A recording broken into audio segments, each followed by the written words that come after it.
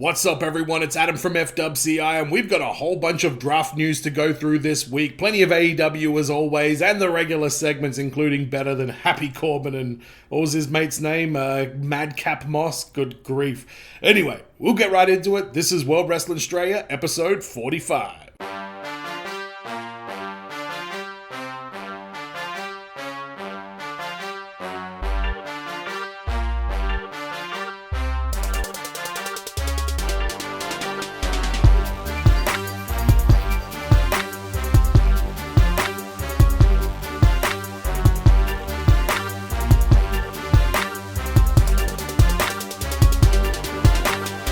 G'day mates. Well, I reckon this is it. So we're going to start things off with the Aussie Wrestler Watch, and I'm just going to clarify exactly where all the Aussies landed in the draft as we go through it. So starting with the Nightmare on Raw, Rhea Ripley, she started with Raw, she's finishing with Raw. Her and Nikki ASH defeated Natalya and Tamina in a rematch for the Women's Tag Team Championships. Bit of a non-event, but that's where Rhea Ripley ended up, was still on Raw. Toni Storm staying on SmackDown and would have a match this week with Zelina Vega in the Queen's Crown tournament, and lose in 2 minutes. Oh my god. Spoiler alert, I've got more to say about this in this week's You Gotta Be Joking Me. Indy Hartwell defeated Mei Ying from Tian Sha on NXT. Looks like they're just doing away with the whole cosmic, craziness with Mei Ying, because Indy Hartwell hitting the big elbow drop for the win. Mei Ying looking different this time. Very interesting to see a bit more in-ring work from whoever is underneath that mask. I'm not even entirely sure who it is. But not only was it Indy getting the win, it was Persia Pirota, her friend, also tag team partner it seems. Looks like Indy and Persia are going to be going for the women's tag team titles at some point, possibly against Io Shirai and Zoe Stark. And both of those two obviously staying on NXT. Grayson Waller also staying on NXT, defeated Trey Baxter on 205 Live this week. So good to see Grayson Waller still getting some wins up his sleeve, and can't wait to see more of him on the NXT roster. Jessica McKay from The Inspiration was on Chris Van Vliet's podcast, whatever you call it, interview show, YouTube channel this week. Really great interview. I really recommend you guys go out of your way to check that one out. Good glimpse into who she is as a person, and very enlightening as well. So I recommend that one a lot. Buddy Matthews announced this week he's going to be taking an indie booking for Pro Wrestling Magic on November 14. He was also teasing that he was the Joker in the AEW Casino Battle Royal, which ended up not being the case. So I don't know what that was all about. That was kind of odd, to be honest, but Buddy Matthews still keep him busy. Slapjack was one of the few undrafted people, so I guess that means he gets to go wherever the hell he wants. So might as well stay on SmackDown, I guess, or go to NXT. We had Duke Hudson also staying on NXT in a poker game promo to try and get his character over. It was a fun promo. I don't know why he's wearing like a sparkly gold vest. That seems like overkill, to be honest. Yeah, he kind of looked like a male stripper more than anything else. But Duke Hudson still on NXT. No word on Zion Quinn, so I presume he's staying on NXT as well. And friend of the show, Adam Brooks, won the Southern Territory Wrestling Championship last week. Now he's got to go for the Emerald Crown title match this week. I got to read these off because he's got so many championships. But this could mean that by the end of this weekend, Adam Brooks, the loose ledge, might hold 3 championships in 3 different organizations, in 3 different states, all across the country. So good luck again, Brooksy. Bring it home like you did last week.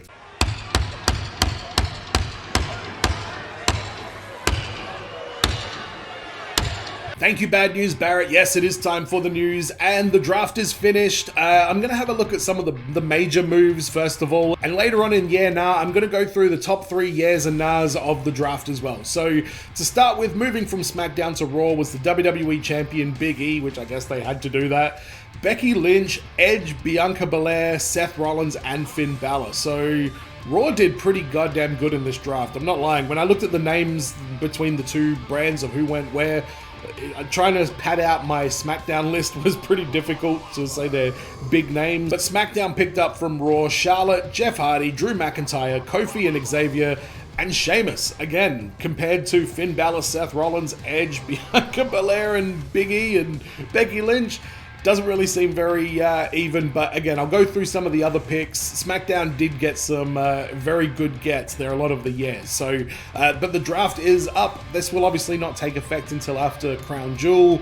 which again takes a lot of the wind out of the sails of the draft, I think, but that's how WWE's choosing to do it, so that's what happens. The King of the Ring and the Queen's Crowns tournament started this week on SmackDown. We had Sami Zayn defeating Rey Mysterio to advance, and Finn Balor defeating Cesaro to advance as well. So they've got a Raw side and a SmackDown side. I'm surprised they're not doing more about the Raw versus SmackDown element of it, to be completely honest, but it's going to be either Sami Zayn or Finn Balor on the SmackDown side going for the crown.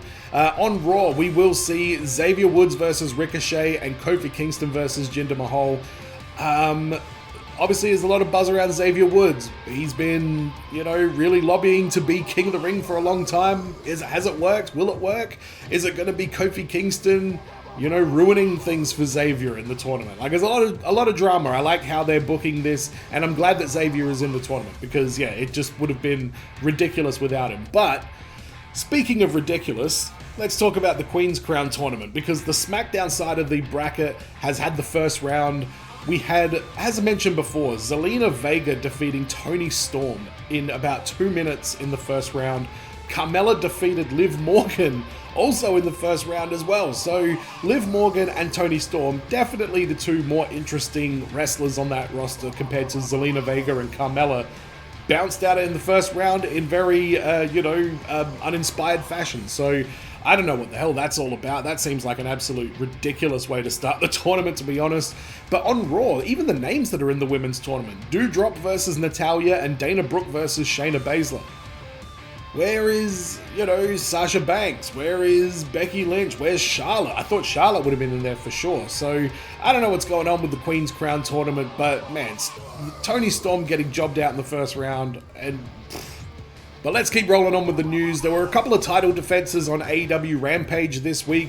The Lucha Brothers defeated the Acclaimed in a tag team title match to retain their belts, and Ricky Starks had a Philly street fight against Brian Cage and also retained the FTW Championship. So couple of title retentions on AEW this week. Thought I'd keep you guys up to speed with what's going on, but now we're going to go through the full breakdown of NXT and Dynamite. So Mandy Rose and Ember Moon opened the NXT show with Mandy Rose getting a cheap win, basically. Not sure what to make of this. Ember Moon, maybe she's just having a bit of a low period.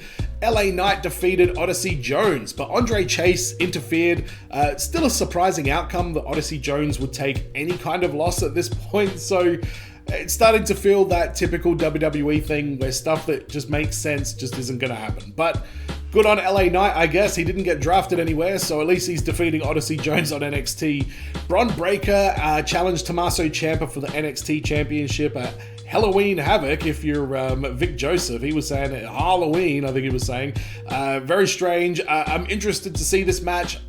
What's Bron Breakker going to be like in a solid one-on-one match? We saw him fight LA Knight. That was a pretty quick affair.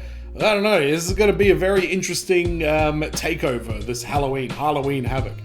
Joe Gacy defeated Ikemen Jiro. This also set up Gacy versus Ciampa for next week. If Gacy wins, he's going to be added to the championship match at Halloween Havoc with Bron Breakker and Tommaso Ciampa. Cora Jade defeated Frankie Monet. Another surprising win. There was a lot of very shocking outcomes on this week's NXT. Pete Dunne defeated Cameron Grimes, which is probably not that shocking, to be completely honest, but Ridge Holland is still in Pete Dunne's side, I guess, until the draft comes up, because he was picked up and drafted to SmackDown. Tony D'Angelo defeated Malik Blade.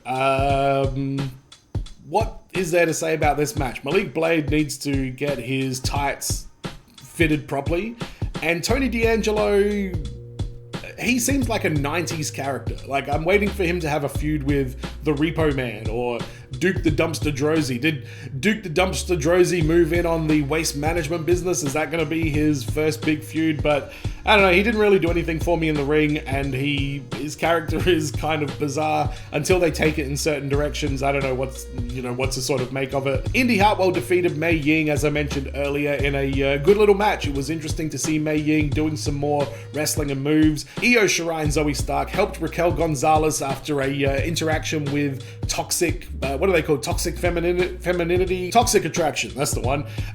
So looks like we're going to get some sort of, 6-person tag team match to resolve that. In the main event, it was the Tag Team Championships on the line. MSK defended their titles in a fatal 4-way elimination tag team match, only to get beaten up by Imperium afterwards. So it was the grizzled young veterans who I was really hoping would get the win. It was Briggs and his mate, whatever his name is, I honestly can't even remember. And then obviously Trick Williams and Mello. MSK coming away with the win in a pretty decent main event for NXT. AEW Dynamite this week was from Philadelphia, and the opening match was the Super Elite, I guess is what we're calling them, which is Kenny Omega, Adam Cole, Matt and Nick Jackson, and Brandon Cutler and Michael Nakazawa at ringside. They defeated the American Dragon, Bryan Danielson, Christian Cage, and the Jurassic Express with Marco Stunt. Great opening match. We got some great wrestling in the middle there with Danielson and Kenny Omega.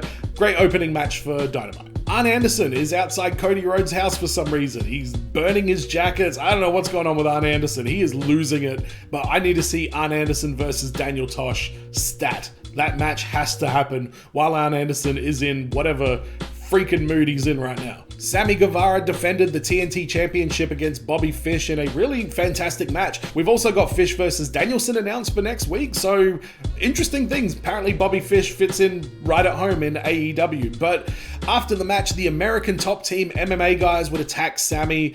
This would bring out Jericho and Hager to make the save, and a trios match is announced for Rampage next week, which is going to be the Men of the Year, Junior Dos Santos versus Jericho, Hager, and Guevara. Jorge Masvidal is also going to be at ringside as well. So yeah, this thing is kicking off.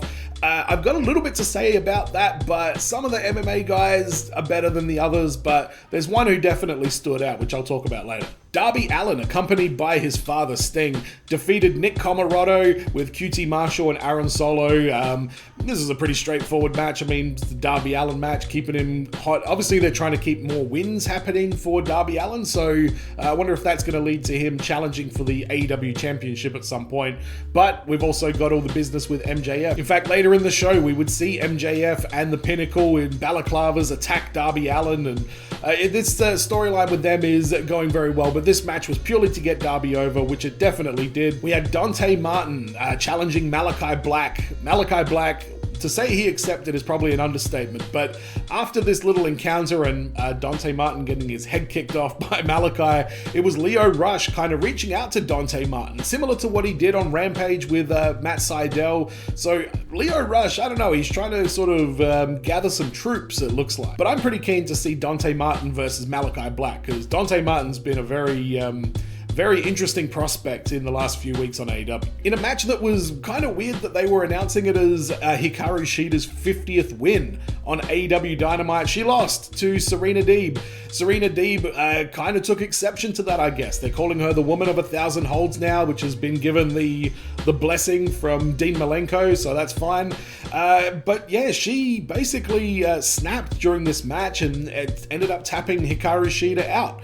After the match, she got this award that Shida was supposed to be given, bashed her over the head with it. So Serena Deeb is kind of stepping up into AEW in a bit more of a prominent role now, which is great to see. Just keep her away from Punk so she doesn't end up shaving her head again. And the main event was the Casino Ladder match, which was Andrade, Moxley, Lance Archer, Big Money Matt Hardy, freshly squeezed Orange Cassidy, Pac, and the Joker, which was not Buddy Matthews, despite what he might have been posting on Twitter.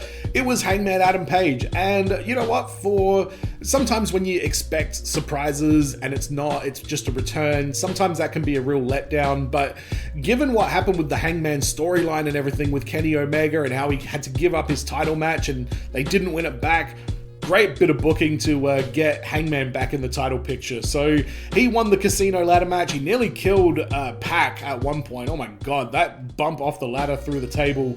Pac came down like upside down. That did not look safe at all. But big main event for AEW Dynamite and a big way to close the show. Well, Nakamura has swiped the crown again. Setting Corbin. But at it's time for Better Than Baron Corbin. This is the segment where we have a look at what's going on with old mate Baron, Happy Corbin, whatever you want to call him, because we love to hate him, and we see who's had a better week than him. So first of all, everybody who got drafted above Baron Corbin, better than Baron Corbin, just automatically, just mathematically by definition, better than Baron Corbin. Sadly, that's not Rhea Ripley, because she didn't get drafted until after Baron Corbin, which was an absolute travesty. Don't even get me started on that. But somebody who really stood out this week during the segment with the American Top Team and Jericho and Hager and Sammy Guevara was Paige Van Zandt. So that was the chick in the pink who was just accompanying the rest of the team there. We didn't see her get that physical, but wrestling's kind of a weird thing, and sometimes you look at somebody and you can see, there's something there. That's what Vince McMahon is always hoping to find, but that's what a lot of other people can see in people when they already walk in the door. And I don't know, Paige Van Zandt looked great in this. She was really cocky. She was playing the heel role. She was, working it with the crowd and everything like that. I want to see more of her in AEW. I think she just did a fantastic job playing the role that she played on Dynamite. And for that reason, Paige Van Zandt, among many other reasons, better than Baron Corbin. Traditional combinations that she did. She rocked her! And it's all over! Paige Van Zandt! You gotta be joking me! And this week's You Gotta Be Joking Me was originally going to be how NXT has been booking Von Wagner on NXT 2.0. I got a funny feeling there are going to be other weeks where I can cover that by the looks of things. But as I also mentioned earlier, Toni Storm doing the 2-minute job to Zelina Vega in the Queen's Crown match. Not only is it kind of disrespectful to say that that's a Queen's Crown match and, give them 2 minutes to go out there and tell a story, but having Toni Storm lose, they have just done nothing to give her any kind of traction since she showed up on SmackDown. So, this was very confusing what this outcome was all about. I love Zelina Vega, don't get me wrong, but I think the peak of her work that she's been doing in the wrestling world has been the time as Andrade's manager, and she was one of the best in the industry while she was doing it. There's nothing to be ashamed about of that. Her ring work hasn't taken off. That doesn't mean she should stop or anything like that. I'd love to see her keep trying, but that's why her going over Toni Storm the way that it was written to happen is just a head-scratching outcome, and it's this week's You Gotta Be Joking Me. You gotta be joking me! But I can't have it You Gotta Be Joking Me without following it up with a bit of positivity, so it's time for this week's You Beauty. You beauty! You beauty! Quick little easy one this week, just the booking in AEW with Hangman Page returning and getting his title match against Omega by winning the casino ladder match. It was such a cool way to tell it. I don't think I heard anybody speculating, it's going to be Hangman, it's going to be Hangman. Everybody was thinking, is it going to be Bray Wyatt? Is it going to be, all these names swirling around that people were, kind of hoping to see, and they kind of missed the obvious choice, which was Hangman Page. So I like this. This means we're going to get Hangman versus Omega. I thought they booked themselves into a corner when they did what they did, but AEW using the rules to their advantage in this case, and Hangman Page as the number one contender is definitely this week's You Beauty. And go. Fellas, what is going on? It is the Loose Ledge, Adam Brooks here, and you are watching World Wrestling Straya. I love that name. Straya. So as you know, most weeks we do a Jonah Twitter check-in, and this week's a bit of a special one because it was a Q&A episode of the JonahDrome, which is his podcast on YouTube and Podcast Land, wherever you get all your podcast or YouTube shit from, go get it. And I submitted a question, a very personal, very confronting, very, deeply serious question for Jonah, and he answered it on the show. So this week's Jonah Twitter check-in is actually going to be a JonahDrome highlight. So enjoy. At FWCIE, this is a very personal question. Balfour's or Villy's meat pie, which is best? Paige says Villy straight away, but so again, you got to narrow down the question for me, because I will say Villy's, because Villy's, I love the curry meat pies. I love the shepherd's meat pies. But if you're just going plain meat pie, I might prefer the Balfour's. I like the square meat pie. It takes me back to being a child in primary school and ordering a meat pie. So if it's just plain meat pie, maybe the Balfour's. But pie in general, definitely Villy's. And for anyone that doesn't know what I'm talking about, sorry. because you will not know what I'm talking about because it's very much a South Australian thing. Yeah.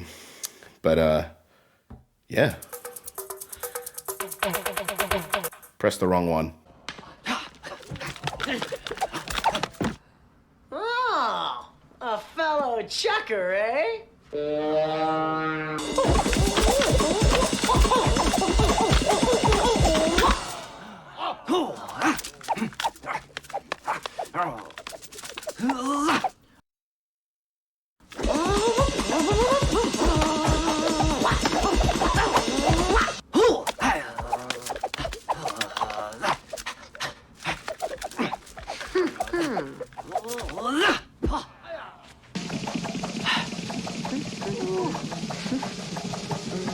Keep practicing. And it's time for Yeah Nah. This is the segment where you guys can leave me questions and comments in the YouTube comments and I'll answer them on the show. We usually have a figure giveaway going, but I'm just working out a prize at the moment, so stay tuned for that one there. This week, I'm actually going to go through the top 3 yeahs and top 3 nahs from the draft. So we're going to talk about, what I think had the best impact and the worst impact, starting off with the top 3 nahs. Number 3, Gable Steveson going straight to Raw. Now, I don't know anything about this guy. This take could age horribly. In 6 months from now, he might be the greatest thing in the wrestling world, similar to what Kurt Angle did, or Brock Lesnar, which are the people he's being compared to, so I don't know.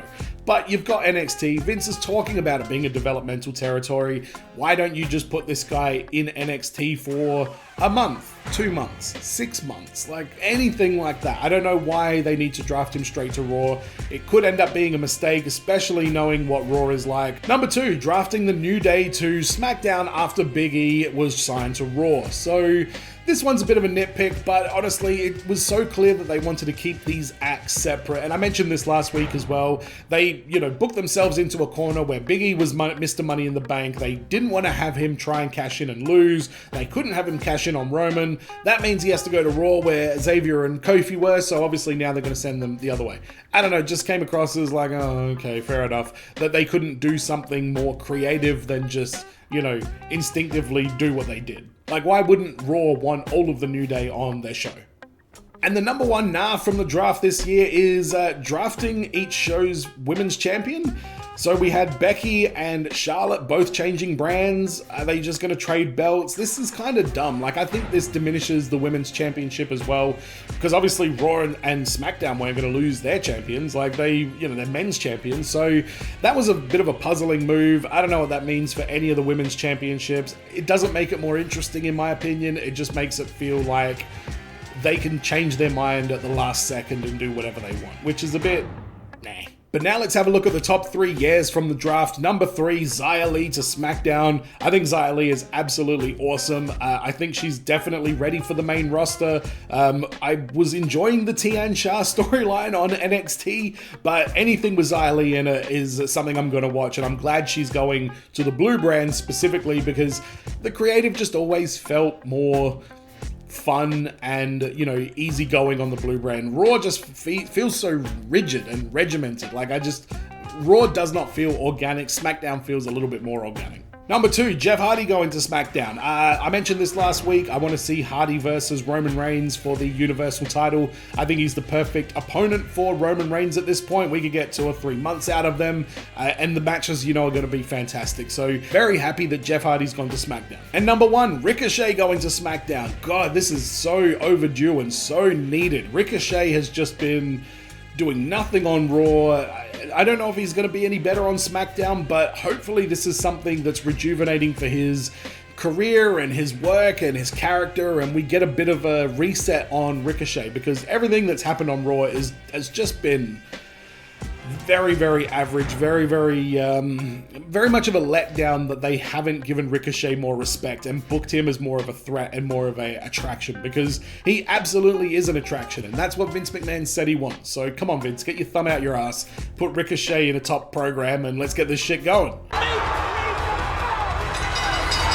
But that's going to wrap it up this week. Thank you for checking out World Wrestling Straya as always. If you're into your NBA, you know the season's coming up, go check out NBA Straya with Jimmy. Fantastic podcast. You get almost daily episodes during the season. It's a great way to stay up with everything. And of course, to stay up with everything that's going on with the Aussies, same as what I do on this show here. So NBA Straya is where it's at. If you're in the Aussie collecting community and you're looking for a podcast, go check out the Wrestling with Figs podcast with Chris and James. That's all connected to the Figs Down Under Facebook group as well. That's a great podcast. They talk about all sorts of stuff, not just wrestling figures, but go check it out if you're into that. And as always, everyone, be well, stay safe, look after your friends. See you in the next video. Peace.